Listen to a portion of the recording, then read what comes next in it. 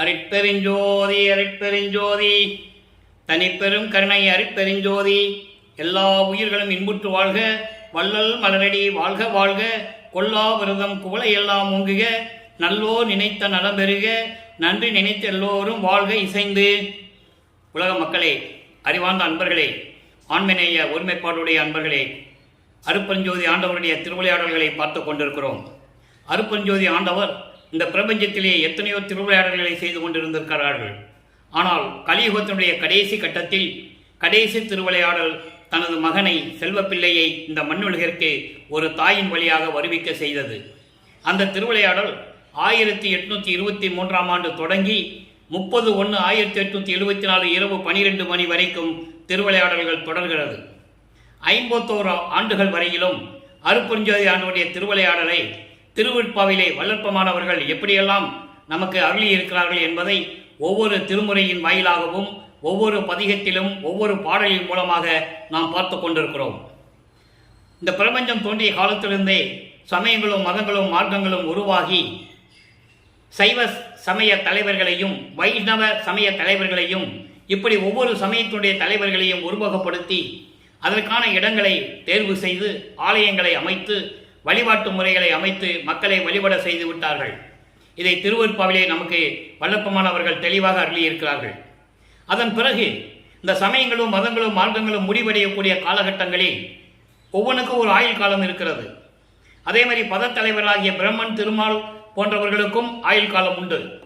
அந்த காலங்கள் முடிந்த பிறகு எல்லாவற்றையும் செயலிழந்து விடுவார்கள். அதே போன்று சமயங்களும் மதங்களும் மார்க்கங்களும் செயலிழந்து விடுகின்றன என்ற காரணத்தினால் உலக மக்களுக்கு ஒரு ஆன்மீக பாதை, ஒரு ஆன்மீக வழி வேண்டும், ஒரு ஆன்மீக மார்க்கம் வேண்டும், அதுவும் சுத்த மார்க்கமாக இருக்க வேண்டும் என்பதற்காக சுத்த சன்மார்க்கத்தை நிறுவி அதை தன் மகன் கையில் ஒப்படைப்பதற்காக தனது மகனை, தனது செல்வப்பிள்ளையை, தனது குலத்தின் மூத்த பிள்ளையை, ஒரே பிள்ளையை இந்த மண்ணிலுக்கு ஒரு தாயின் வழியாக வருவிக்க செய்தார் அருட்பெருஞ்சோதி ஆண்டவர். 5/10/1823 ஆண்டு தனது மகனை இந்த மண்ணுலுக்கு வருவிக்க செய்தார் அருட்பெருஞ்சோதி ஆண்டவர். ஒரு தாயின் வழியாக இந்த மண்ணுலுக்கு வந்துதான் ஆக வேண்டும், அது காலத்தின் கட்டாயம். காரணம், இந்த சமயங்களும் மதங்களும் மார்க்கங்களில் சொல்லப்பட்ட நெறிகளை தானும் பின்பற்றி பிறகு சுத்த சன்மார்க்கத்தை பெற்ற பிறகு இதெல்லாம் மக்களுக்கு தேவையில்லை என்ற உண்மையை உலக மக்களுக்கு தெரியப்படுத்த வேண்டும் என்பதற்காக இந்த மண்ணுலுக்கை வருவிக்க செய்தார் அருட்பெருஞ்சோதி ஆண்டவர். ஆன்ற சன்மார்க்கம் அணிபெற என்னைத்தான் ஈன்று அமுதளித்த இனிய நற்றாயை என்று அகவலிலே கூறுவார்கள். 6ஆம் திருமுறையில் ஒரு பாடலிலே கூறுவார்கள், அகத்தை கருத்து புறத்தை வெளுத்திருந்த உலக அனைவரையும் சகத்தை திருத்தி சன்மார்க்கத்தை அடைவித்திட அவரும் பரத்தை பெற்று மகிழ்ந்திடுவதற்கென்றே என்னை உகத்தே இறைவன் வருவிக்க உற்றேன். வருவிக்க உற்றவர், வருவிக்க உற்றவருக்கு மரணம் இல்லை. அவதாரம் எடுக்கின்றவர்களுக்கு மரணம் உண்டு. இது திருவருட்பாவிலே கண்ட உண்மை. அருளை பெற்றேனே என்று கூறுவார். ஆக என்ற நோக்கத்திற்காக, எந்த காரணத்திற்காக வருவிக்க விட்டாரோ அதை எப்படியெல்லாம் திருவருட்பாவிலே நமக்கு அருளி இருக்கிறார்கள். அருட்பெருஞ்சோதி ஆண்டவர் முன்பருவம் பின்பருவம் காட்டி எப்படி அருளினார் என்பதையும் பாடலிலே எப்படி நமக்கு அருளி இருக்கிறார்கள் வளர்ப்பமான என்பதையும் நாம் பார்க்க போகிறோம். இன்னைக்கு நல்ல கவனிங்க. இன்னைக்கு பதிவு அற்புதமான ஒரு பதிவு, நல்ல கவனிக்கணும். இப்போ திருவருள் முறையீடு உருவாகிறது 1ஆம் திருமுறையிலே. வல்லற்பமானவர்கள் நமது பிள்ளை பெருமானவர்கள் வருவிக்க உற்று 9 ஆண்டுகள் வரையிலும், அதாவது 8 ஆண்டுகள் வரையிலும், 1ஆம் ஆண்டிலிருந்து 8 ஆண்டுகள் வரையிலும் தான் யார் என்ற தெரியாத நிலையில் இருந்து கொண்டிருக்கிறார்கள். அப்போது நமது பிள்ளை பெருமானுடைய மனம் ஒரு நிலையில் இல்லை. அதன் பிறகு 9ஆவது ஆண்டிலே இறைவன் வந்து ஆட்கொள்ளுகிறார். மகனே, நீ என்னால் வருவிக்க விட்டவன் என்ற நிலை மட்டும்தான் இப்போ உங்களுக்கு தெரியும். நீ யாரிடமும் இதை பற்றி வெளியே பேசக்கூடாது என்று சொல்லி புன்னகை பூத்துவிட்டு சென்று விடுகிறார். அப்போ போகும்போது சொல்றாரு, மகனே, உனக்கு முன்பருவம் பின்பருவம் காட்டி நான் அருளை கொடுப்பேன் என்று சொல்லிவிட்டு சொல்லுகிறார். இந்த முன்பருவம் பின்பருவம் என்பது 51 ஆண்டுகளை, வருவிக்க விட்ட 51 ஆண்டுகளை 8 பிரிக்கிறார் அருட்பெருஞ்சோதி ஆண்டவர். ஒவ்வொரு 8 ஆண்டுகளிலும் தன் மகனுக்கு எப்படி அருளை கொடுத்திருக்கிறார் என்பதை கூறுவதுதான் திருவருட்பா. அப்போ ஒவ்வொரு பதிகத்திலிருந்து நம்ம பார்க்க போறோம். முதல் பதிகம் திருவருள் முறையீடு. இறைவன் வந்து ஆட்கொண்ட பிறகு நமது பிள்ளை பெருமானவர்களுக்கு இறைவனால் வருவிக்க உற்றவன் என்ற நிலை மட்டும் அவருக்கு தெரிகிறது. வேற எல்லா நிலையும் மறைப்பு நிலையில் இருந்து கொண்டிருக்கிறது. அந்த காலகட்டத்தில் சமயங்களும் மதங்களும் மார்க்கங்களும் எப்படி கூடி வந்தன, அதன் நெறிமுறைகளை எப்படி நமது பிள்ளை பெருமானவர்கள் பின்பற்றி கொண்டிருந்தார்கள் என்பதையும் உள்ளதை உள்ளபடி ஒவ்வொரு பாடலிலும் உலக மக்களுக்கு தெரிவித்திருக்கிறார்கள். அதை தான் நம்ம பார்த்துக்கிட்டு இருக்கோம். சமயங்களிலும் மதங்களிலும் இருக்கும்போது அந்த நெறிகளை பின்பற்றிக்கிட்டு இருக்கும்போது நமது பிள்ளை பெருமானவர்கள் திருநூறு பூசினார், உத்ராட்ச மாலையை போட்டிருந்தாரு, கடுக்கான் போட்டிருந்தாரு, சிவாய நமன் சொன்னார், நமச்சிவாயன் சொன்னார், ஓம் சிவாய நமன் சொன்னார்.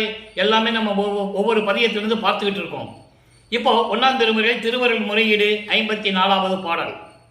9 ஆண்டுகளுக்கு மேல் வருவிக்க உற்று 9 ஆண்டுகளுக்கு மேல் 12 ஆண்டுகளுக்குள் என்ன நடந்தது? அந்த 3 வருடத்தில் உருவானதுதான் திருவருள் முறையீடு.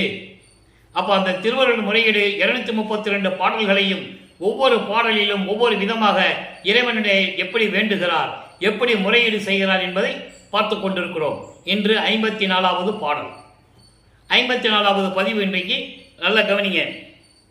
மறுப்பா வனத்து உற்ற மாணிக்கு, வறுப்பா வனத்து உற்ற மாணிக்கு மன்னன் மனமறிந்து ஓர் திருப்பா சுரம் செய்து பொற்களி ஈந்த நின் சீர் நினைந்தே விருப்பா நின்னை அடுத்தேன் எனக்கு ஈந்திடவே இன்று என்னை கருப்பா நின் சித்தம் திருப்பாய் என் மீது கரை கண்டனே.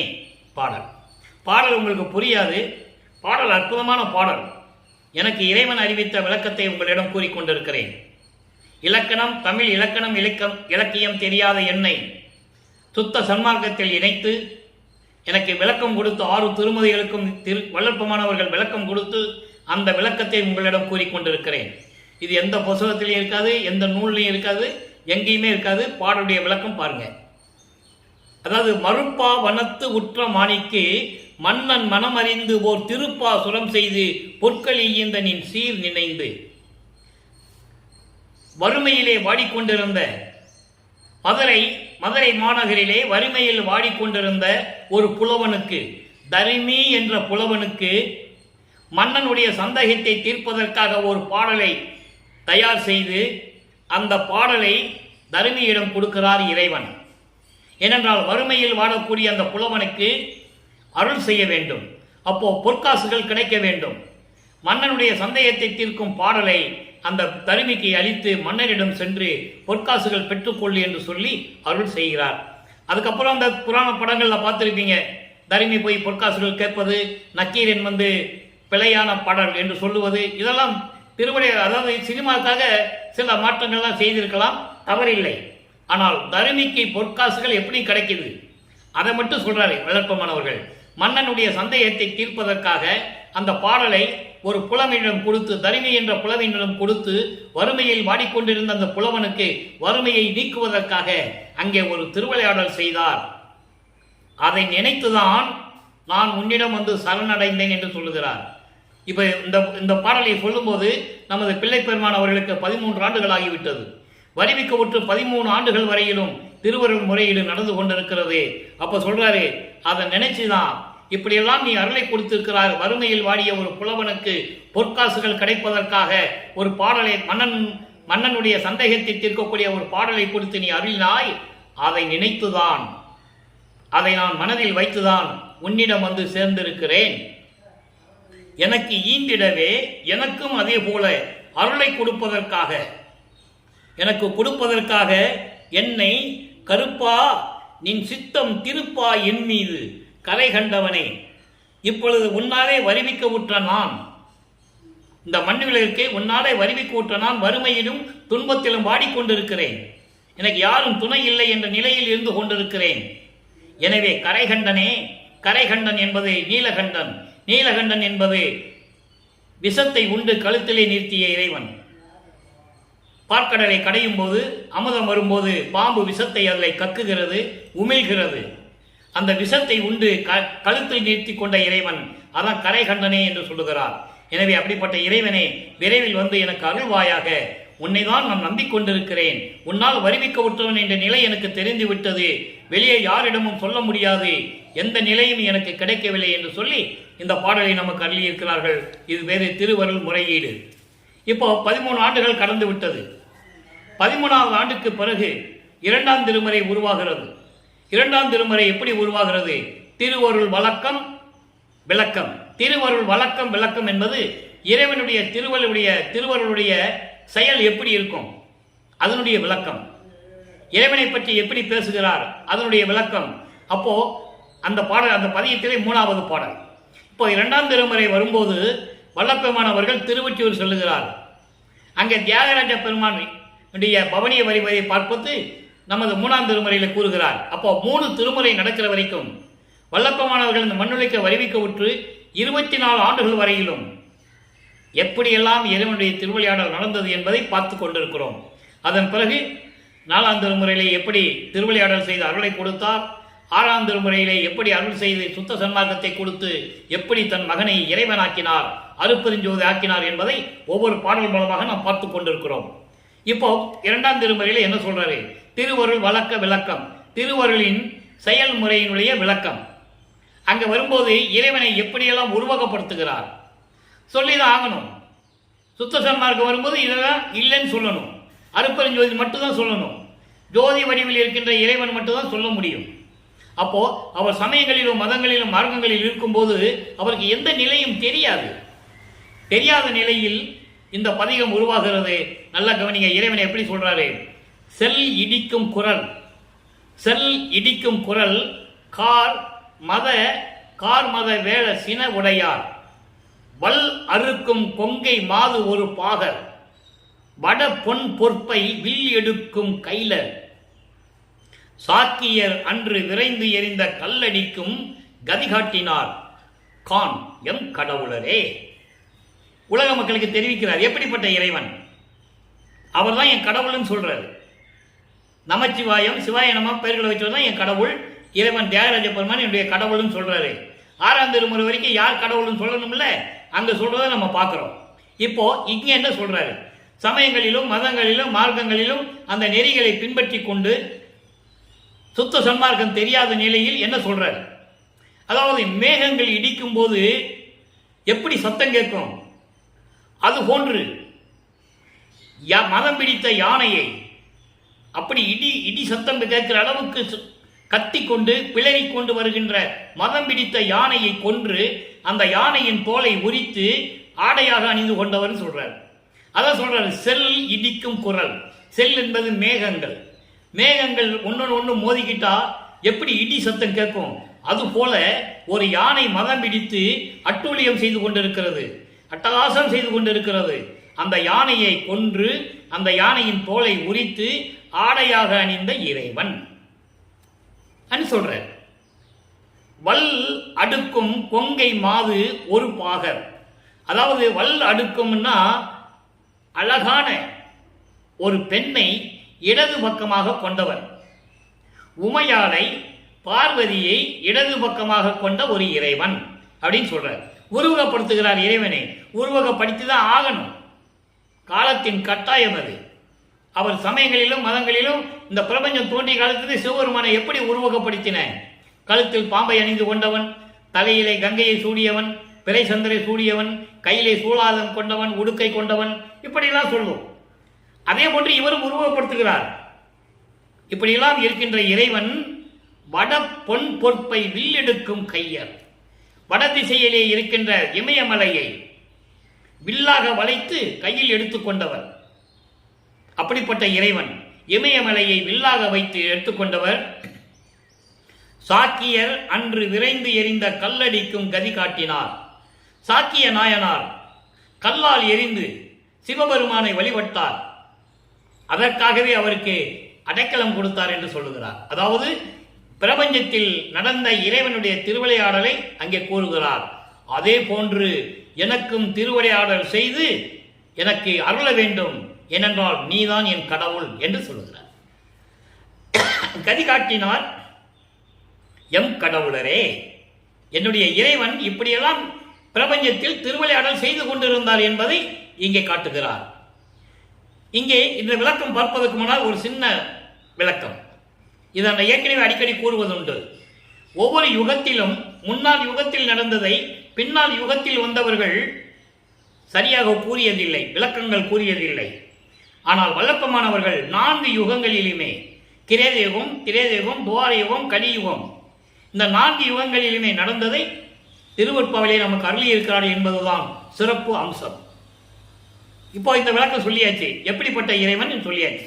சாக்கியர் கல்லால் அடித்த சாக்கிய நாயனாருக்கு மோட்ச வீட்டை காட்டியது, மதம் பிடித்த யானையை அடக்கி அதன் தோலை உரித்து ஆடையாக அணிந்து கொண்ட இறைவன், இமயமலையை வில்லாக வளைத்துக் கொண்டிருந்த இறைவன், பார்வதியை ஒரு பக்கமாக வைத்துக் கொண்டிருக்கின்ற இறைவன், இப்படிப்பட்ட இறைவன் தான் எனது கடவுள் என்று சொல்லுகிறார்.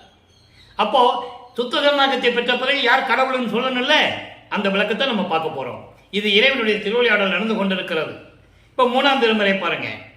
3ஆம் திருமுறையில் இதெல்லாம் சொல்லவே மாட்டாரு. பதிகம் 6.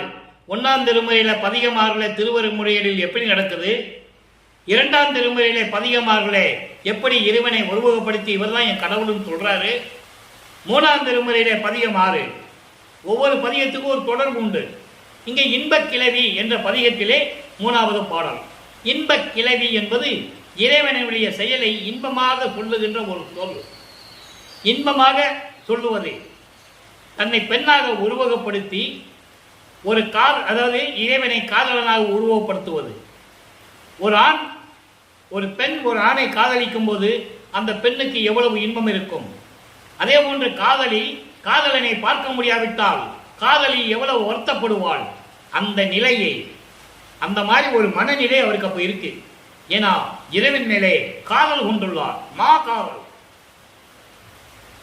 அளவற்ற அன்பு கொண்டுள்ளார். அதை விளக்கி கூறுவதற்காகத்தான் இன்ப கிளவி என்ற ஒரு பதியத்தை நமக்கு அருளி இருக்கிறார்கள். பாடலை பாருங்க.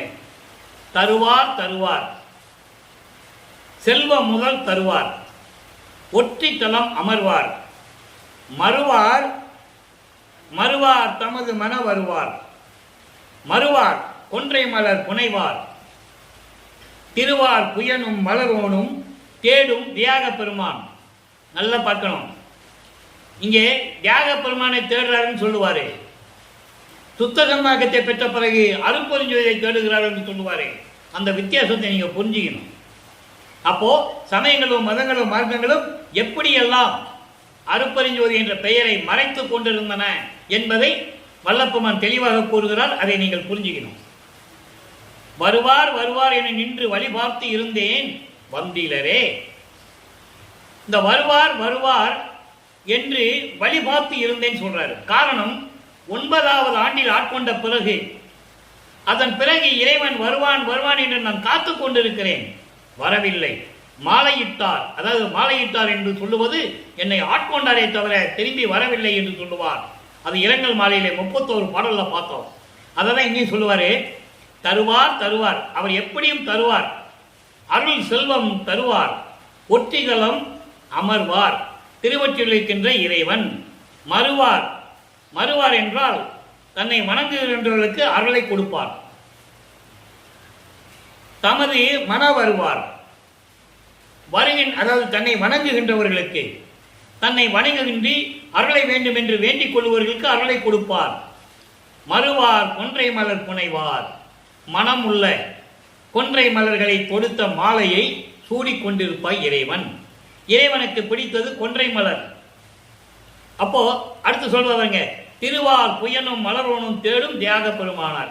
ஏன் அதை சொல்லணும்? இறைவனை பற்றி பேசும்போது ஏன் பிரமனையும் திருமாலையும் சொல்லணும்? நீங்க யோசிச்சு பார்க்கணும். அங்க பிரபஞ்சத்தின் உண்மையை சொல்லுகிறார், யாரும் சொல்லாத உண்மை. புயவன்னா இவன் திருமால், அயன் என்பது பிரம்மன். இந்த பிரம்மனும் திருமாலும் தேடியும் காண முடியாத இறைவன். பிரம்மனும் திருமாலும் அடியும் முடியும் தேடி செல்லுகிறார்கள், இறைவனை பார்க்க முடியவில்லை. அதற்கான ஆதாரங்கள் உண்டு. அவர் வருவார் வருவார் என்று காத்து கொண்டிருக்கிறேன், அவர் வந்த பாடி இல்லை. என்னை 9வது வயதிலே வருவிக்க விட்டு 9வது வயதிலே ஆட்கொண்டாரே தவிர திரும்பி வந்து என்னை பார்க்கவில்லை, என்னை ஆட்கொள்ளவில்லை என்று சொல்லுகிறார். அப்ப பிரம்மானும் திருமாலும் தேடியது அவர் இறைவனை பார்க்க முடியவில்லை என்பதை பாடலிலே கூறுவார். நான்முகத்தோனும் திரு நெடுமாலும் மெஞ்ஞானம் என்னும் வான்முக கண்கொண்டு காணாமல் தன் உருமாறியும் தேன்முக கொன்றை முடியும் செந்தாமரை சேவடியும் ஊன்முக கண்கொண்டு காணாமல் தேடி நின்றார், சற்றும் உணர்வில்லைன்னு சொல்லுவார். பிரம்மனும் திருமாலும் மெஞ்ஞானம் கிடையாது. அதான் சொல்றாரு, மெஞ்ஞானம் என்னும் வான்கொண்டு கண் காணாமல். மெஞ்ஞானம் இல்லாதனால இறைவனுடைய அடியும் முடியும் தேடி பார்க்க முடியவில்லை. அப்போ உருமாறுகிறார்கள். பிரம்மன் அன்னப்பறவையாகவும் திருமால் பன்றியாகவும் உருவெடுத்து ஏற்றிடும் முடியும், அந்த முடியையும் செந்தாமரை சேவடியும் பார்க்க முடியவில்லை. அதோடு மட்டுமல்ல, தங்களிடம் இந்த கண்களால் கூட அவர்களால் பார்க்க முடியவில்லை. எப்படி இறைவனை பார்க்க வேண்டும் என்று உணர கூட அவர்கள் முடியவில்லை என்பதை தான் இங்க ஒரே வரியில சொல்றாரு. ஒரே வரியில சொல்லுவாரு, திருவார் புயனும் மலரோனும் தேடும் தியாகராஜ பெருமான். அங்க சொல்லுவாரு, 6ஆம் திருமுறையிலே சுத்தசமாகத்தை பெற்ற பிறகு இவர்களால் அருட்பெருஞ்சோதியை தேடி கண்டுபிடிக்க முடியவில்லை என்று சொல்லுவார். பூத்திடும் அவனும் காத்திடும் அவனும் புல் விலங்கு உருக்கோடு நேடி. புல்லுனா விலங்கு, புல்லுனா பறவை, விலங்குனா பன்னி. பிரம்மனும் திருமாலும் பன்றியாகவும் அன்னப்பறவை தேடியும் ஏத்திடும் முடியும் கூத்திடும் அடியும் இன்னும் காண்கிறீர் என்று சொல்லுவார். அதே தாங்க சொல்றாரு. அதோடு மட்டுமா இன்னொரு பாடல சொல்லுவாரு, நெடுமால் பன்றியனை நெடுங்கால் நேடியும் கண்டறியாத நீடிய பூம்பாதங்கள் என்று சொல்லுவார். ஆக அப்படிப்பட்ட இறைவனை நான் வருவார் வருவார் என்று காத்து கொண்டிருக்கிறேன், வழி மீது விழி வைத்து காத்து கொண்டிருக்கிறேன், வந்த பாடில்லை என்று 3ஆம் திருமுறையிலே நமக்கு அருளி இருக்கிறார்கள். ஆக வல்லப்பெருமான் அவர்கள் வருவிக்க உற்று 3வது 8 வரைக்கும், அதாவது 24 ஆண்டுகள் வரைக்கும் இந்த நிலை தொடர்கிறது. இப்போ 4ஆம் திருமுறை உருவாகிறது. 4வது 8 வல்லப்பெருமான் அவர்கள் நமது பிள்ளை பெருமான் அவர்கள் இருந்து கொண்டிருக்கிறார்கள். 4வது 8 என்பது 4×8 32. 25வது ஆண்டிலிருந்து 32 ஆண்டுகளுக்குள் 8 ஆண்டுகளுக்குள் என்ன நடந்தது? இறைவனுடைய திருவிளையாடல் எப்படி நடந்தது? நல்லா கவனிங்க. அங்கேதான் அன்பு மாலை உருவாகிறது. அன்பு மாலை உருவாகுவதற்கு முன்னால் ஒரு திருவிளையாடல். இது யாரும் சொல்லியிருக்க மாட்டாங்க, பொதுவாக சொல்லியிருப்பாங்க. வீட்டில் கல்யாணம் வேண்டான்னு சொன்னாரு, அப்புறம் அக்கா பொண்ணை கல்யாணம் பண்ணுறதுக்காக சரின்னு சொல்லிட்டாரு, இப்படி தான் சொன்னாங்க. அது உலகியல்ல நடந்தது. ஆனால் அந்த திருவிளையாடல் எப்படி என்றால் பாடலிலே உண்டு. மனப்போது வீற்றிருந்தான் மாலையன் ஆதியோர், நீ வரவில்லை என்று என் மனம் அழுக்காறு எப்படி இருந்தது என்று சொல்லுவார் அவங்க அப்பா கிட்ட, அருட்பெருஞ்சோதி கிட்ட. நான் என்னுடைய திருமணத்தின் போது பிரம்மன் திருமணம் வீட்டிலிருந்து என்னை வாழ்த்தினார்கள் என்று சொல்லுவார். அப்போ 27வது ஆண்டில் தனக்கோடி அம்மையாருக்கு திருமாங்கல்யம் பூட்டி, அதாவது தாலி கட்டி அந்த அம்மாவுக்கு மோட்ச வீட்டை காட்டுகிறார், விமோசனம் கொடுக்கிறார். இது ஒரு முக்கியமான திருவிளையாடல் திருவொற்பாவிலே உண்டு. 27வது ஆண்டு வல்லப்பெருமான் அவர்கள் வருவிக்க உற்று 27வது ஆண்டிலே இந்த நிகழ்வு நடக்கிறது. அதன் பிறகு அன்பு மாலை உருவாகிறது. அன்பு மாலையிலே 10வது பாடல் இன்னைக்கு பார்க்க போறோம். ரொம்ப முக்கியமான ஒரு பாடல், நல்லா கவனிக்கணும். அந்தோ இது அதிசயம் அதிசயம் என் புகழுவேன். ஐயோ இது அதிசயம், நான் எப்படி சொல்லுவேன்? அறிவறியா சிறியேனை அறிவு அறிய செய்து. 9வது ஆண்டிலே வருவிக்க உற்று அறிவில்லாத நேரத்தில் விளையாடும் பருவத்திலே 9வது ஆண்டிலே என்னை ஆட்கொண்டு எனக்கு அறிவை கொடுத்து அறிய செய்து என்ன ஆட்கொண்டார் இல்லையா? அப்போ சொல்லிட்டு போறாரு. அப்போ அப்படி இருந்த இறைவன் இந்து ஓங்கு சடைமணி. இந்து என்றால் சந்திரன், பிறை சந்திரன். பிறை சந்திரனை சடையிலே சூடிய இறைவன் நின் அடிமுடியும் காட்டி, எப்படி காட்டுறா பாருங்க, நல்லா கவனிக்கணும். இது 6ஆம் திருமுறையில் வரும்போது அகவல்ல சொல்லுவார், படிமுடி கடந்தனை பார் இது பார் என அடிமுடி காட்டிய அருட்பெருஞ்சோதி. அங்க அருட்பெருஞ்சோதி சொல்லுவாரு. ஏன்னா அருட்பெருஞ்சோதி தான் பிரபஞ்சத்தில் தோன்றிய முதல் கடவுள், ஆதியம் அந்தமில்லா தோன்றிய இறைவன் அருட்பெருஞ்சோதி. சொல்ல மறந்து விட்டார்கள். 4 யுகங்களிலுமே வல்லப்பெருமான் உலக மக்களுக்கு தெரிவித்துக் கொண்டிருக்கிறார். முதல் இதை சொல்றார் பாருங்க, நின் அடியும் முடியும் காட்டி. அப்போ இறைவனுடைய திருவிளையாடல் தொடர்கிறது. 25வது ஆண்டிலிருந்து 32 ஆண்டுகளுக்குள் என்ன நடந்தது? அடிமுடி காட்டி, இது காட்டி அது காட்டி, இது காட்டி அது காட்டி என்பது, இது என்பது இந்த மண்ணுலகத்தில் இருக்கின்ற நிகழ்ச்சிகள் எல்லாம் காட்டி, அது என்பது விண்ணுலகம், விண்ணுலகத்தில் இருந்த எல்லா நிகழ்வுகளையும் காட்டி, அதை சொல்வார் வல்லப்பெருமானவர்கள் இம்மை மறுமை என்று சொல்லுவார். மறுமை என்பது பேரின்பம், இன்மை என்பது சிற்றின்பம். சிற்றின்பம் மண்ணுலகத்தில் தான் கிடைக்கும், பேரின்பம் அங்கதான் கிடைக்கும். அப்போ இது காட்டி அது காட்டி, எது காட்டி அது காட்டி, என் நிலையும் காட்டி, என் நிலை நான் உனது மகன் என்ற நிலையையும் காட்டி ஆட்கொண்டார் இல்லையா, என் மகனை ஆட்கொண்டார், அந்த நிலையை எனக்கு காட்டி, சந்தோட சித்தர்களும் தனி சூதும் காட்டி. சந்தோட என்பது அதாவது இறைவனிடம் தவம், இறைவன்கிட்ட தவம் இருந்து, இறைவனை நினைச்சு தவம் இருந்து எதுக்கு சித்தர்கள் வரம் வாங்கினாங்க? யோசிக்கணும். தான் நினைக்கிறது நடக்கணும், தான் என்ன செஞ்சாலும் அது நிறைவேறணும். இப்படிதான் சித்தர்கள்லாம் வரம் வாங்கினாங்க இறைவன்கிட்ட. உலக மக்கள் நன்றாக இருக்க வேண்டும், உயிரினங்கள் நன்றாக இருக்க வேண்டும், உலக மக்கள் பசி இல்லாமல் இருக்க வேண்டும், உலக மக்கள் பசி இல்லாமல் இருக்க வேண்டும், உலக மக்கள் எந்த உயிரையும் கொலை செய்யக்கூடாது, கொலையும் புலையும் தவிர்த்து இருக்க வேண்டும். இப்படி எந்த சித்தனும் இறைவனிடம் கேட்டதே இல்லை. நீங்க எடுத்து பார்த்துக்கலாம், எல்லா புராணங்களையும் பார்த்துக்கலாம். அப்போ அந்த சித்தர்கள் என்ன பண்ணாங்க? இப்படிதான் வர வாங்கினாங்கன்னு சொல்லி அந்த சூதையும் காட்டி, அந்த சூழ்ச்சியையும் காட்டி, அதான் சொல்றாரு, சூழ்ச்சியையும் காட்டி சூதும் காட்டி, சித்தர்களுடைய சூதுகளை எல்லாம் காட்டி, மகனே இங்க பாரு, என்னை வழிபட்டவர்கள் எப்படி எல்லாம் வழிபட்டாங்கன்னு பாரு என்று எல்லா நிலைகளையும் காட்டி. நல்லா நீங்க கவனிக்கணும்.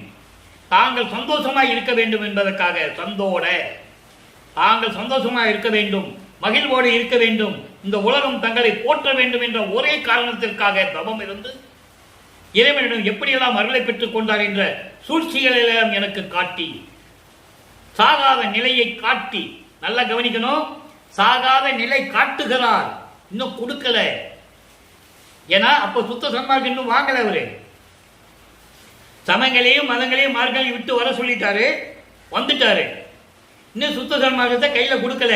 எப்போ கொடுக்கிறாருன்றதை நம்ம பின்னால பார்க்க போறோம். நீங்க தொடர்ச்சியா பார்த்தா தான் கிடைக்கும். பார்த்துட்டு போய் பாதியில ஸ்கிப் பண்ணி போயிட்டீங்கன்னா கிடைக்காது, தெரியாது உங்களுக்கு. அப்ப பார்க்கணும், இறைவன் கொடுத்த விளக்கத்தை நீங்க பார்க்கணும். இப்போ என்ன சொல்றாரு? சாகா நிலை காட்டி, மகனே சாகா நிலை என்று ஒரு நிலை இருக்கிறது என்று காட்டுகிறார். அதற்கு பிறகு சகச நிலை காட்டி, எல்லா நிலைகளையும் காட்டி. ஏன்னா ஆணவம் மலைகளை போக்கணும். சகச மலம், விஞ்ஞான கலர் மலம், பிரளயா கலர் மலம், இந்த மலங்களை எல்லாம் நீக்கணும். இப்படி சகச நிலைகளை எல்லாம் காட்டி, வந்தோடு நிகர், வந்து என்றால் காற்று, காற்றுக்கு சமமான என் மனத்தை கரைய வைத்து, அப்படின்னு என்ன அர்த்தம்? சுத்த சன்மார்க்கத்தை கொடுத்து. அப்பதான் சொல்றாரு, சுத்த சன்மார்க்கத்தை பெற்றால்தான் உன் மனம் உயிரின் நேயம் கிடைக்கும், ஆன்மநேய ஒருமைப்பாடு கிடைக்கும் என்று தன் மகனிடம் கூறுகிறார் அருட்பெருஞ்சோதி ஆண்டவர். நீ இதுவரைக்கும் சமயங்களையும் மதங்களையும் மார்க்கங்களில் இருந்த, அதனால் இந்த நிலைகள்லாம் இருக்குன்னு காட்டுறாரு. சித்தர்கள்லாம் எப்படி வர வாங்கினாங்க பாரு, அந்த சூழ்ச்சிகளை நீ தெரிஞ்சுக்கோன்னு காட்டுறாரு. இதுக்கு உதாரணத்துக்கு ஒரு நிகழ்ச்சியை சொல்ல முடியும். அன்பர்களே, நான் எப்பவும் திருவருட்பாவை பற்றி பேசும்போதோ, நமது இறைவன் வல்லற்பமான பற்றியோ அருட்பெருஞ்சோதியார் பற்றியோ பேசும்போது, மற்றவர் புராணங்களை பற்றியோ மற்றவர்களை பத தலைவர்கள் மத தலைவர்கள் பற்றி நான் பேசுவதே கிடையாது. ஆனால் உதாரணம் என்று வரும்போது ஒரு சில உதாரணத்தை சொல்ல வேண்டிய ஒரு கால கட்டாயத்தில் இருக்கிறேன். கொங்கணவா என்ற ஒரு சித்தர் இறைவனிடம் வரம் பெறுகிறார். நான் நினைத்ததெல்லாம் நடக்க வேண்டும், நான் என்ன நினைக்கிறேன்னு அப்படியெல்லாம் நடக்கணும்னு வரம் வாங்கியாச்சு. சிவபெருமானுக்கு கொடுத்தாச்சு. ஏன்னா சிவபெருமானுக்கு தெரியும், இவன் ஆணவத்தினால் கேட்கிறான்னு சொல்லி தெரியும். கொடுத்த உடனே ஒரு கொக்கு எச்சம் விழுகிறது. கொக்கு அங்கே அவனை மேல் எச்சம் பட்டு அசிங்கப்படுத்துகிறது. உடனே கொக்கை பார்க்கிறான், கொக்கு எரிந்து சாம்பலாகி விடுகிறது. அப்போ நம்ம இறைவனிட்ட கரெக்டான ஒரு சரியான வரத்தை தான் பெற்றிருக்கன்னு சொல்லி மகிழ்வோடு சென்று கொண்டிருக்கிறார்.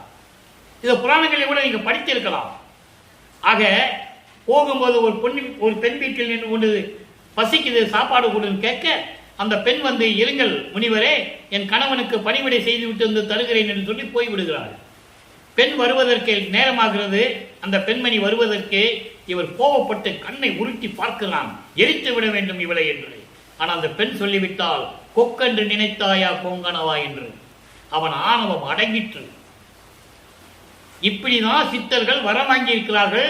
இந்த சூழ்ச்சிகளெல்லாம் நீ தெரிஞ்சுக்கொண்டு சொல்லி சுட்டி காட்டுறாரு தன் மகனுக்கு. எல்லாத்தையுமே காட்டுறாரு. எல்லாத்தையும் காட்டிட்டு சொல்றாரு, மகனே உனக்கு சுத்த சன்மார்க்கம்னு ஒண்ணு இருக்கு. அதான் சொல்றாரு இங்க, மனம் போய் கரைந்த இடம் காட்டி. மனம் போய் கரைந்த இடம் என சுத்த சன்மார்க்கம், சுத்த சன்மார்க்கத்தை காட்டுறாரு. இப்படின்னு ஒரு மார்க்கம் இருக்கு மகனே, உனக்கு கொடுக்க போறேன். ஏன்னா சுத்த சன்மார்க்கத்தில் இருக்கின்றவர்களுக்கு தான் உயிரினுடைய மதிப்பு தெரியும், அந்த உயிர் இரக்கம் தெரியும், ஜீவகாருண்ய ஒழுக்கம் புரியும். வேற யாருக்கும் புரியாது. அன்னதானம் என்று சொல்லுவாங்களே தவிர அந்த ஜீவகாருண்ய ஒழுக்கத்தை பற்றியும் உயிருடைய நோக்கத்தை பற்றியும் ஆண்மனைய ஒருமைப்பாடு பற்றியும் சுத்த சன்மார்க்கத்தில் இருக்கின்றவர்களுக்கு தான் தெரியும். அதை தான் இங்க சொல்றாரு.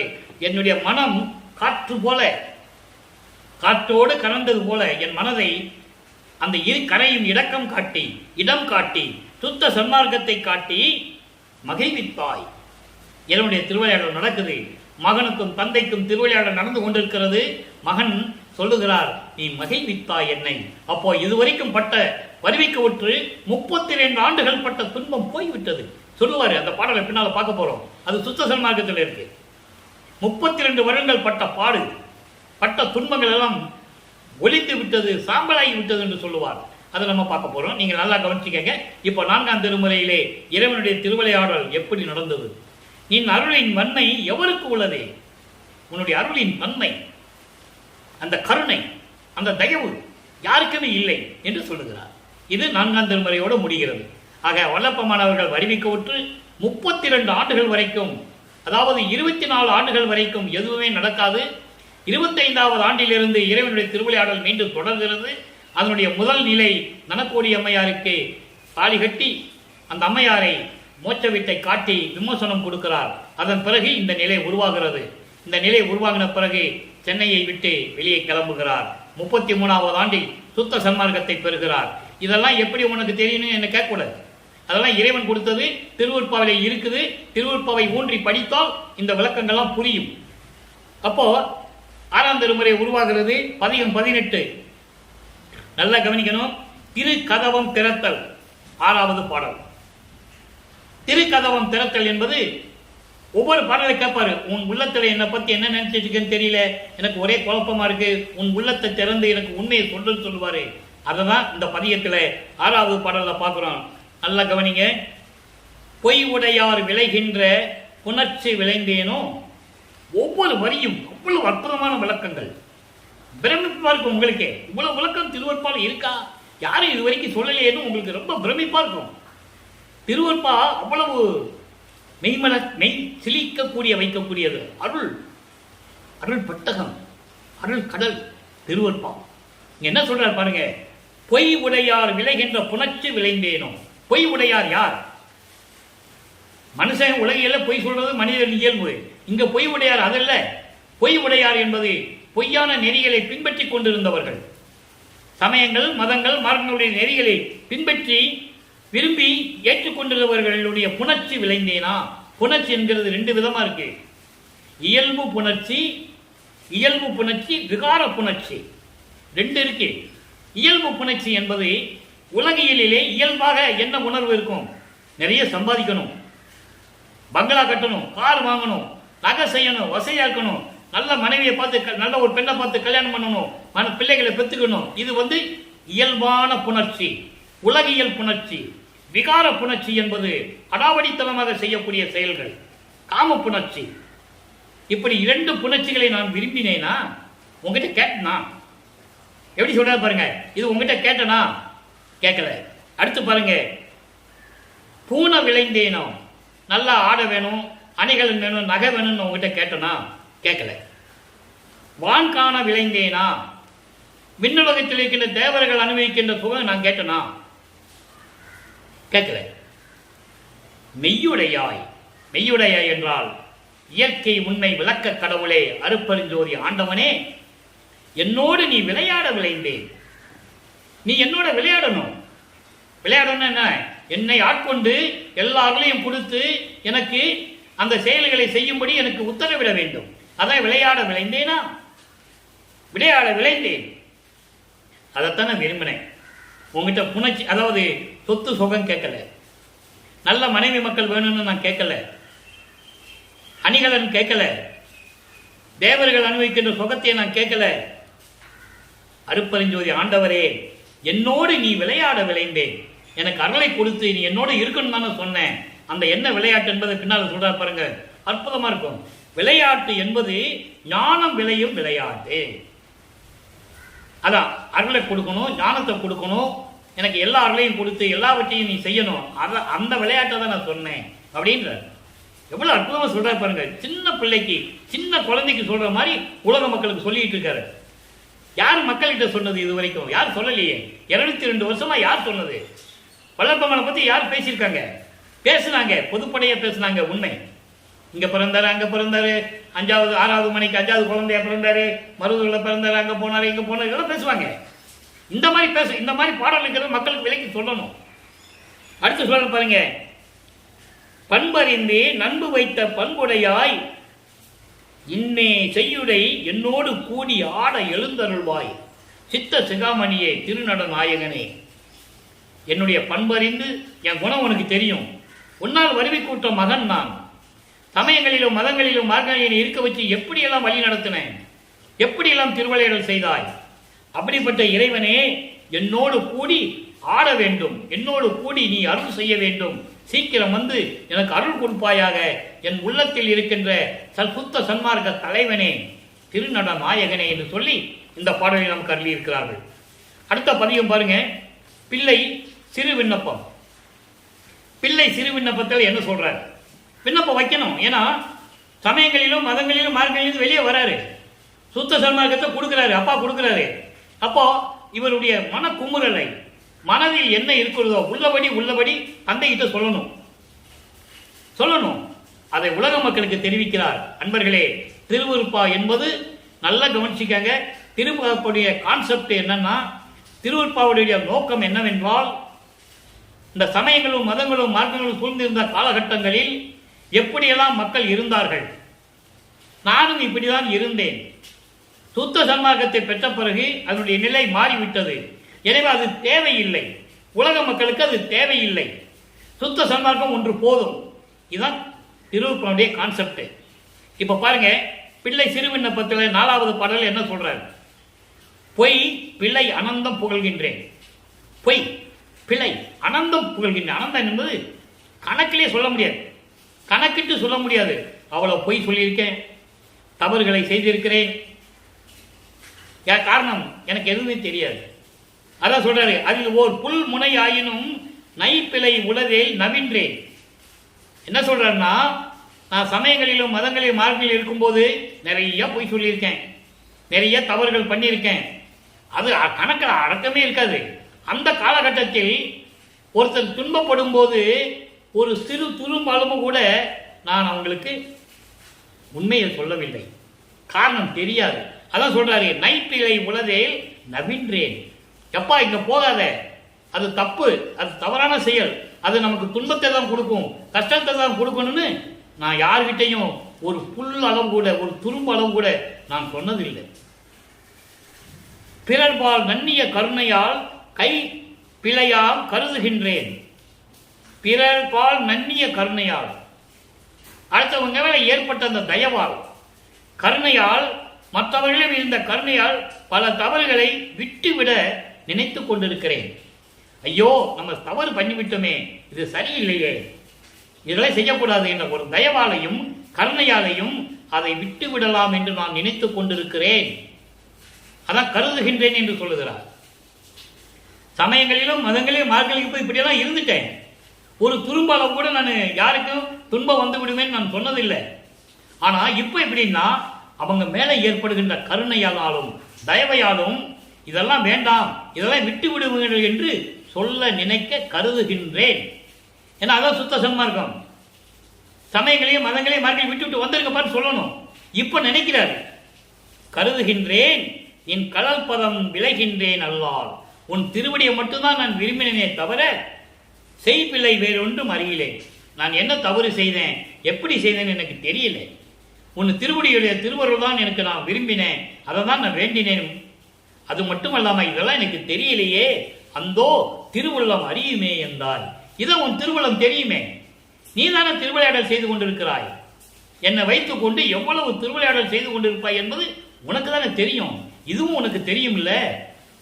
அப்ப நான் இருக்கும்போது யார்கிட்டே போய் இதை சொல்லல, ஆனா இப்ப சொல்லணும் போல தோணுது. எப்படி சொல்றாரு பாருங்க. அப்பா, சமயங்களையும் மதங்களையும் மார்க்கங்களையும் பின்பற்றிக்கிட்டு இருந்தா பொய் சொல்ல வேண்டியது இருக்கும், தவறுகள் செய்ய வேண்டியது இருக்கும், இதெல்லாம் இருக்கும் அப்படின்னு நான் அப்பா ஒரு சிறிதளவு கூட துரும்ப அளவு கூட நான் யார்கிட்டையும் சொன்னதில்லை. ஆனா இப்போ சொல்லணும்னு தோணுது. ஏன்னா சுத்த சன்மார்க்கத்தை வாங்கிட்டார்ல, அப்போ தயவும் கருணையும் வந்துருச்சு, எனக்கு சொல்லணும்னு தோணுதுன்னு சொல்றாரு. அப்போ சுத்த சன்மார்க்க வேண்டுகோள் 1வது பாடல் 21வது பதிகம். அடுத்த பதியத்துக்கு போறோம். அப்ப இறைவன்கிட்ட வேண்டுகோள் வைக்கிறார். சொல்லணும்னு தோணுதுன்னு சொல்றாருல, அப்புறம் சொல்லணும்ல, அப்போ அது சுத்த சன்மார்க்க வேண்டுகோள் என்ற பதியத்திலே 1வது பாடல். ரொம்ப எளிமையான பாடல், எல்லாருக்கும் தெரிந்த பாடல் தான். அப்பா, நான் வேண்டுதல் கேட்டு அருள் புரிதல் வேண்டும், ஆறுயிருக்கெல்லாம் நான் அன்பு செய்யல் வேண்டும், எப்பாரும் எப்பதமும் எங்கனும் நான் சென்று எந்த நினது அருப்புகளை இயம்பிடல் வேண்டும், செப்பாத மேலினில் மேல் சுத்த சிவமார்க்கம் திகழ்ந்தோங்க செலுத்தியிடல் வேண்டும், தப்பேது நான் செய்யணும் நீ பொறுத்தல் வேண்டும், தலைவா நினை பிரியாத நிலைமையும் வேண்டுவனே. அப்பா, நான் வேண்டுதலை நீ கொடுக்கணும். 6 உயிர்களுக்கெல்லாம், 6 உயிர்கள் என்பது கிட்டத்தட்ட ஒரு 84 லட்சம் உயிரினங்கள் இருக்கின்றன. 84 லட்சம் யோனி பேதங்கள் என்று சொல்லுவார். இந்த 84 லட்சம் பேதங்கள் அந்த உயிரினங்களுக்கெல்லாம் நான் அன்பு செய்யல் வேண்டும். எந்த உலகத்துக்கு சென்றால் சரி, எந்த இடத்துக்கு சென்றால் சரி, எப்பவும் சரி, உன்னுடைய அருள் புகழை மட்டும்தான் நான் சொல்லணும். இதுக்கு நீ அருள் செய்ய வேண்டும் என்று வேண்டுகோள் வைக்கிறார். செப்பாத மேதினின் மேல், இந்த உலகத்தில் சொல்ல முடியாத நிலையில் இருக்கின்ற சுத்த சிவம் சன்மார்க்கம் இருக்குதே, அது திகழ்ந்து ஓங்க செலுத்தியிடல் வேண்டும், என்னை வழிநடத்த வேண்டும், அருள் கொடுத்து என்னை வழிநடத்தல் வேண்டும், தப்பேது நான் செய்யணும் நீ பொறுத்தல் வேண்டும், தலைவா. தலைவன் என்ன? சுத்த சன்மார்க்கத்தின் தலைவன், என்னை பிரியாத நிலைமை எனக்கு வேண்டும் என சொல்லி விண்ணப்பம் வைக்கிறாரு, வேண்டுகோள் வைக்கிறாரு. இது ஒண்ணு இல்லை. தனித்திரங்கள்ல பாருங்க, 116வது பாடல். அருள் பெருஞ்சோதி அருட்பெருஞ்சோதி என் அகத்தில் ஓங்கின சொல்லிட்டாரா? இறைவனுடைய திருவிளையாடல் எப்படி நடக்குதுன்னு தனித்திரங்கள்ல 116வது பாடல்ல சொல்றாரு. அருட்பெருஞ்சோதி என் உள்ளத்தில் ஓங்கின, விளங்கி கொண்டிருந்தன, மருள் பெரும் திரையெல்லாம் மடிந்து நீங்கின. இந்த சமயங்கள் மதங்கள் மார்க்கங்களில் சொல்லப்பட்ட மாயைகள் மயக்கங்கள் செயல்பாடுகள் எல்லாமே இறந்து விட்டன, இறந்து விட்டு என்னை விட்டு நீங்கி விட்டன சொல்ற. அற்புதமா சொல்லிட்டாரா? அடுத்து பாருங்க, இருள் பெரும் மல முதல் யாவும் தீர்ந்தன. 5 மதங்கள் மலங்கள், ஆணவம் கண்மம் மாயை மாமாயை துரோதி 5 மலங்களும் அறியாமையும், சமயங்களிலும் மதங்களிலும் மார்க்கங்கள் கூறப்பட்ட அறியாமையும் என்னை விட்டு நீங்கி விட்டன. தெருள் பெரும் சித்திகள் சேர்ந்த என்னையே. இறைவனுடைய அருளை பெற்ற பிறகு இறைவனுடைய திருவிளையாடலால் எல்லாமே நீங்கி விட்டது, அழிந்து விட்டது, சாம்பலாகி விட்டது, மடிந்து விட்டது. என் உள்ளத்தில் அருட்பெருஞ்சோதி ஒன்றுதான் விளங்கி கொண்டிருக்கிறது. இறைவனுடைய சித்திகள் அத்தனையும் நான் பெற்றுக்கொண்டேன் என்று சொல்லுகிறார். அடுத்து பாருங்க, மெய்யர் வியப்பில் ஒரு பாடல். மெய்யர் வியப்பு அற்புதமான பாடல்கள் தான் இருக்கு. 4 வரிதான். பிரபஞ்சத்தின் உண்மை பூரா அங்குதான் இருக்கு பாருங்க. நெடுநாள் முயன்றும் காண்டருக்கரியா நிலையை காட்டி, நிறைந்து என் அகத்தும் புறத்தும் சூழ்ந்தாய் ஒளியை காட்டி, நடுநாடிய நின் அருளுக்கு என்மேல் என்ன நாட்டமோ, நாய்க்கு தவிசி இட்டனை நின்றனக்கு இங்கு இது ஓர் ஆட்டமோ. ஆட்டம் என்றால் திருவிளையாடல். இங்க சொல்றாரு திருவிளையாடல் எப்படி நடக்குது, இதெல்லாம் உன் திருவிளையாடலா? இது சும்மா இருந்த உங்ககிட்ட இருந்த என்ன செல்வ பிள்ளையா தானே உங்ககிட்ட வளர்ந்துகிட்டு இருந்தேன், மண்ணுகளுக்கு போன்னு சொன்னேன், சரின்னு உங்ககிட்ட சம்மதம் வாங்கிட்டு நான் ஒரு தாயின் வழியாக வந்துட்டேன். வந்ததிலிருந்து 9வது ஆண்டிலிருந்து எவ்வளவு துன்பப்பட்டேன். இப்ப சுத்த சன்மார்க்கத்தை கொடுத்துட்டேன். எப்படிப்பட்டது, எப்படிப்பட்ட நிலையை காட்டி கொடுத்த. நெடுநாள் முயன்றும் காண்டலுக்கரிய நிலையை காட்டி, பிரம்மனும் திருமாலும் தேவர்களும் காண முடியாத நெடுநாள் முயன்றும், பல யுகங்கள் முயன்றும் உன்னுடைய நிலையை யாரும் அறிந்து கொள்ள முடியவில்லை. அந்த நிலையை எனக்கு காட்டினாய் என்று சொல்லுகிறார். எனக்கு மட்டும் என்று சொல்லுவார். நெடுநாள் முயன்றும் காண்டலுக்கரிய நிலையை காட்டி, நிறைந்து, நிறைந்து என்பது பரிபூரணமாக என் உள்ளத்திலும் வெளியிலும், அதாவது தூள தேகம் சூக்கும தேவன் என்று சொல்லுவார், 2 தேகத்திலையும் கலந்து சூழ்ந்து அருள் ஜோதி ஒளியை காட்டினாய். அடுத்து சொல்ற பாருங்க, நடுநாடிய நின் அருளுக்கு, நடுநாடிய நின் அருளுக்கு நான் விரும்பிய சமரச சுத்த சன்மார்க்கம் என்ற நிலைக்கு எனக்கு அருளிய என்மேல் என்னை நாட்டமோ, அந்த அருளுக்கு என்மேல் என்ன நாட்டமோ, என்மேல் உனக்கு எப்படி இந்த விருப்பம் கிடைத்தது? கேட்கிறாரு. அதுக்கு பதில் சொல்றாரு, நீ எனது மகன் அல்லவா, நீ என் மகன் என்று சொல்லுவார். அற்புதமாக இருக்கும். ஒரு பாடல்ல சொல்லுவாரு, ஏன் இவ்வளவு என் மேல இவ்வளவு ஆசை வச்சிருக்க, ஏன் இவ்வளவு விரும்பி எனக்கு இவ்வளவு அருளை கொடுக்குறேன்னு சொல்லும்போது, நீ என் மகனடா, என் செல்வ மகனடா, தங்க மகனடான்னு ஒரு பாட்டுல சொல்லுவார். அற்புதமாக இருக்கும். கொள்ளை என இன்பம் கொடுத்தாய், நினது செல்வப்பிள்ளை என எனக்கு பெயரிட்டாய், தெல்லமதும் கொடுத்தாய், சன்மார்க்க சங்கத்தை வைத்தாய், எந்தாய் கருணை எது என்று சொல்லுவார். ஆக இப்படிப்பட்ட நிலையெல்லாம் உருவாகிறது. நடு நாடிய என்பது சமரசமாக இருக்கக்கூடிய சமரச சுத்த சன்மார்க்க விரும்பிய எனக்கு, அந்த அருளுக்கு, எனக்கு கொடுத்த அந்த அருளுக்கு என் மேல் என்ன நாட்டமோ, என் மேல் எப்படி என்னை எப்படி விரும்பினேன் என்று கேட்கிறார். எப்படி விருப்பப்பட்டு, எதற்காக விருப்பப்பட்டு என்கிட்ட கொடுத்தேன் அப்படின்னு கேட்கிறார். அவர் அதுதான் சொல்லுவாரு. அதுக்கு தானே அகவல்ல சொல்றாரு, ஆன்ற சன்மார்க்க மணிபெற என்னைத்தான் இன்று அமுத அளித்த இனிய நற்றாயே என்று சொல்லுவார். அப்புறம் சொல்லுவார் பாருங்க, இந்த நாய்க்கும், நாய் என்பது தன்னை இழிவுபடுத்திக் கொள்கிறார், இந்த நாய்க்கும் தவிசு இட்டனை, தவிசு என்பது ஒரு இருக்கை, இருக்கை என்பது அருள் இருக்கை, அருள் இருக்கை என்பது கடவுள் நிலை, 16வது நிலை, சரி கிரிய யோக ஞானம் என்ற 16 நிலைகளை கடந்திருக்கின்ற நிலை, இறைவனை கடவுள் நிலை அறிந்து அம்மையமாக கூடிய ஒரு நிலை, அதுதான் ஒரு இருக்கை என்று சொல்லுகிறார். எனக்கென்று ஒரு தனி இருக்கை வைத்து கொடுத்தாயே, அதிலே அமர வைத்து எனக்கு கிரீடம் சூட்டி பூன் பூட்டி காப்பு பூட்டி என்று சொல்லுவார். அற்புதமாக இருக்கும். கிரீடம் அடிப்பது என்பது அரசாட்சி கொடுப்பது, திரு அருள் செங்கோலாட்சி கொடுப்பது, திரு அருள் செங்கோலாட்சி. அப்படியெல்லாம் கொடுக்கின்ற ஒரு இருக்கையை எனக்கு கொடுத்தாயே, நின்றனுக்கு இங்கு இது ஒரு ஆட்டமோ, இதுவும் உன்னுடைய திருவிளையாடல் தானே, திருவிளையாடலோ. அப்போ எத்தனை திருவிளையாடல் செய்திருக்கிறார் என்பதை இங்க நீங்க புரிஞ்சுக்கணும். இதுவும் உனது திருவிளையாடலோ என்று சொல்லி இந்த பாடலில் இருக்கிறார்கள். அடுத்து ஜோதியில் ஜோதி 119வது பதிகம் 26வது பாடல், எளிமையான பாடல். எவ்வளவு பிரபஞ்சத்தின் உண்மை இங்கு சொல்றார் பாருங்க. எப்படியெல்லாம் இறைவனிடம் அருளை பெற்றுக் கொண்டார், எப்படி இறைவன் திருவிளையாடல் செய்து தனக்கு அருளை கொடுத்தார் என்பதை 4 வரியில சொல்றார். உயிர்ப்பிள்ளை பற்பலர் ஆவல் கொண்டு, உயிர்ப்பிள்ளை பற்பலர் ஆவல் கொண்டு இந்த உலகத்து இருப்ப, இங்கு என்னைத்தான் ஏவல் செய் பிள்ளை ஆக்கிற்று பாரி, திருச்சிற்றம்பலத்தே திருநட ஜோதி. எவ்வளவு பெரிய உண்மையான பாடல் தெரியுமா? உயிர்ப்பிள்ளை பற்பலர் ஆவல் கொண்டு உலகத்து இருப்ப, இந்த பிரபஞ்சம் தோன்றிய காலத்திலிருந்தே உலகில் உன்னுடைய அருளை பெற்று மேல்நிலை பெற வேண்டும் என்பதற்காக எத்தனை பேர் தவம் இருந்தார்கள், இந்த உலகில் எத்தனை பேர் காத்துக் கொண்டிருந்தார்கள். 4 யுகங்களிலுமே, கிரேதயுகம், திரேதயுகம், துவாரயுகம், கலியுகம், 4 யுகங்களிலுமே எப்படியெல்லாம் இருந்து கொண்டிருந்தார்கள். ஆனால் என்னை மட்டும் கலியுகத்தின் இறுதியிலே என்னை வருவிக்க செய்து எனக்கு இவ்வளவு அருளை கொடுத்து என்னைத்தான் ஏவல் செய் பிள்ளையாக்கிற்று. ஏவல் செய் பிள்ளை என்பது என்னை பிள்ளையாக ஏற்றுக்கொண்டு கட்டளையிட்டாரே பணிவிட செய்வதற்காக. ஏவல் என்பது பணி செய்வது. அப்படிப்பட்ட நிலையில் என்னை செய்பிள்ளை ஆக்கிற்று, ஏவல் செய்பிள்ளை ஆக்கிற்று. உனது பணிகளை செய்யக்கூடிய மகனாக்கி அதை என்னிடம் கொடுத்து அழகு பார்த்தீர்கள்.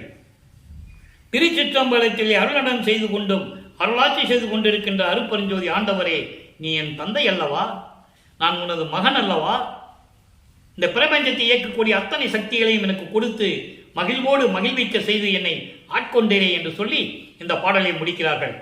அன்பர்களே, இன்று நாம் பார்த்த பதிவில் அருட்பெருஞ்சாருடைய திருவிளையாடலுடைய பதிவில் முக்கியமான நிகழ்வுகளும் பார்த்து விட்டோம். எப்படி தன் மகனை ஆட்கொண்டு இறுதியிலே அருட்பெருஞ்சோதி ஆண்டவராக்கினார் என்பதை பார்த்தோம். இந்த ஒவ்வொரு நிகழ்வுகளையும் ஒவ்வொரு பாடலின் மூலமாக மக்களுக்கு சொல்ல வேண்டும். கதை சொல்ல வேண்டும் என்றால் ஒரு நாளை சொல்லிட்டு போயிடலாம்.